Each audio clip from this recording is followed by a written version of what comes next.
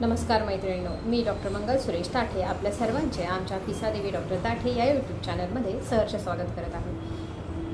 योग दिवस अगदी 8 दिवसावर येऊन ठेपलेला आहे. मग नेमकं योग दिवस दरवर्षी का साजरा केला जातो? आयुर्वेदामध्ये योग दिवसाचे काय महत्त्व आहे? प्रत्येकीने योग केलाच पाहिजे का? याच्या पायऱ्या काय आहेत? नेमकं कुठल्या आधारावर हा योग दिवस साजरा केला जातो? 21 जून या दिवशीच का साजरा केला जातो? याच्यासाठी खरंच काही नियम आहेत का? मग ती नियम आहेत तर खरंच कुठली नियमावली आहे ही? मग याच्या पायऱ्या कुठल्या? जसं की योगाला प्रामुख्याने संबोधलं जातं अष्टांग योग.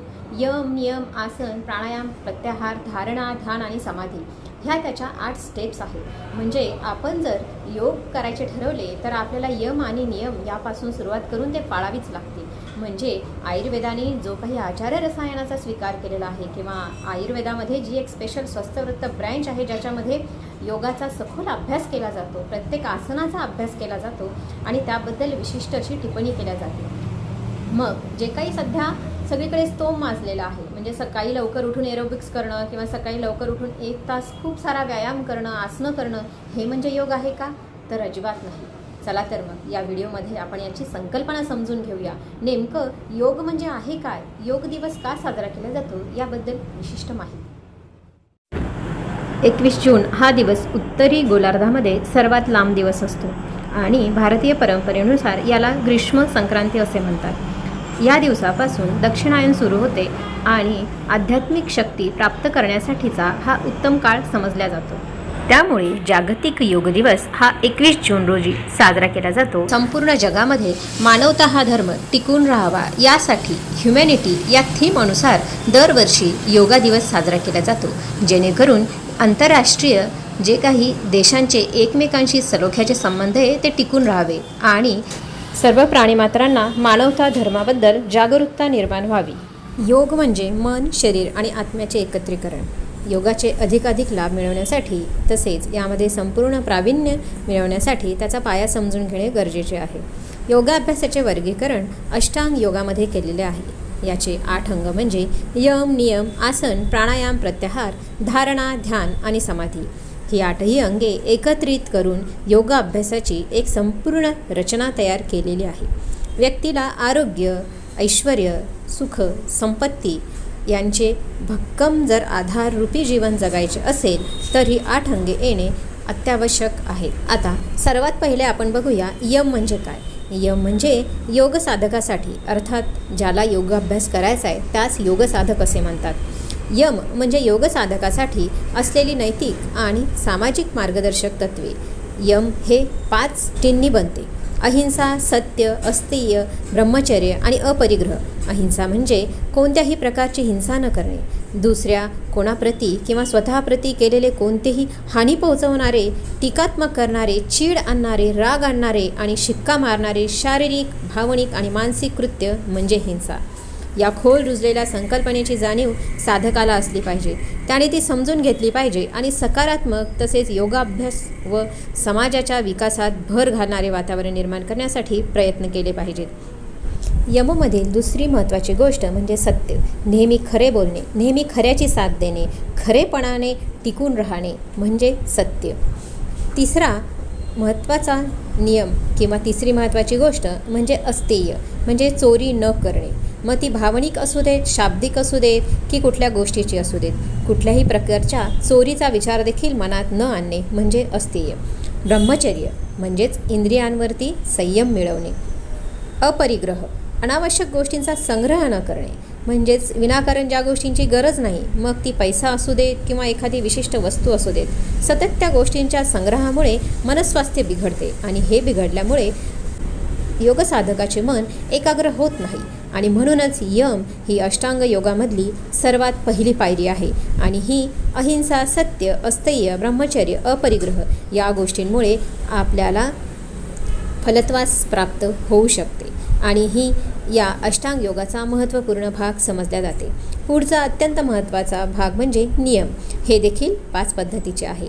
यम म्हणजे बाह्य नियम आणि व्यक्तिगत जीवनात आपल्या चांगल्या सवयी, शिस्त, अंगी बाणायच्या गोष्टी म्हणजे नियम. यमाच्या विरुद्ध अर्थात यमाच्या पुढची पायरी म्हणजे नियम. नियमामध्ये 5 गोष्टींचा समावेश होतो: शौच, संतोष, तप, स्वाध्याय आणि ईश्वर प्राणिधान. शौच म्हणजे काय तर स्वच्छता, मग ती कायिक, वाचिक आणि मानसिक या तिघांचीही स्वच्छता म्हणजे शौच. म्हणजे आपण शरीराला स्वच्छ ठेवणे, आपली वाणी उत्कृष्ट ठेवणे आणि मनाला देखील अस्वच्छतेचा स्पर्श लागू न देणे म्हणजे शौच. संतोष, समाधान, तृप्ती आणि पूर्णत्व, आपल्याकडे जे आहे त्याच्याबद्दल समाधानकारक भावना निर्माण करणे म्हणजे संतोष. तप म्हणजे निश्चय आणि कृतीची सांगड घालणे. उपवास करणे हे देखील एक तपच आहे. आपल्याला जी गोष्ट करायची आहे त्याचा दृढ निश्चय करणे आणि ते कृतीत उतरवणे म्हणजे तप. स्वाध्याय, आत्मपरीक्षण करून आपल्याला हव्या असणाऱ्या अभ्यास करणे म्हणजे ग्रंथ वाचन करणे. साहित्याची आवड असेल तर त्याबद्दल विशेष करून माहिती करून त्याबद्दल सतत अध्यापन करत राहणे, अध्ययन करणे म्हणजे स्वाध्याय होय. चांगल्या चांगल्या गोष्टीची जोपासना करणे, जसं की वाचन असू देत, चांगल्या लोकांचा सत्संग असू देत, मनावर चांगले संस्कार जोपासणे म्हणजे स्वाध्याय होय.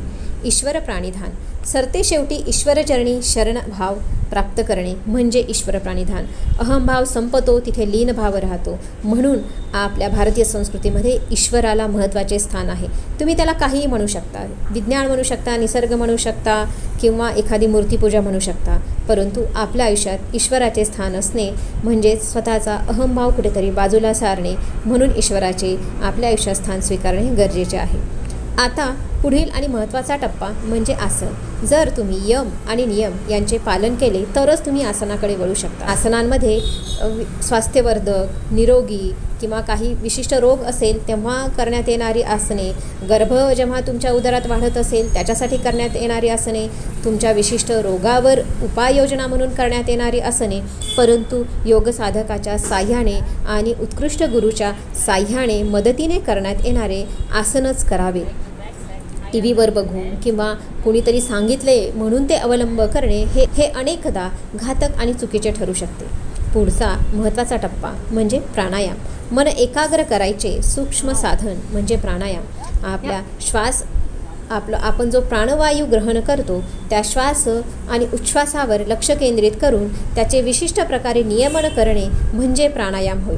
प्राणायाम हे मनास एकाग्र करण्यासाठी महत्त्वाचे साधन आहे आणि आसन केल्यानंतरच आपण प्राणायामाकडे वळतो.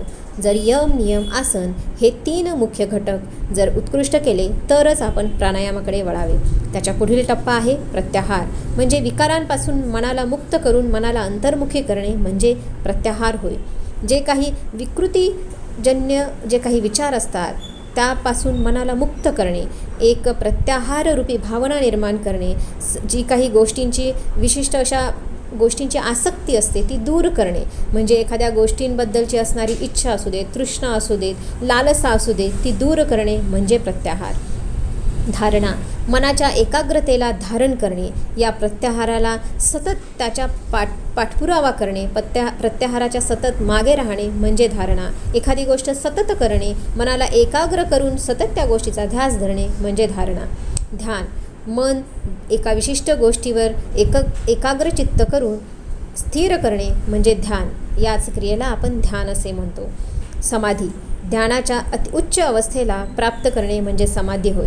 अशा प्रकारे हे अष्टांग योग शरीर आणि मनस्वास्थ्याकडून समाधीपर्यंत पोहोचण्याचा मार्ग आहे.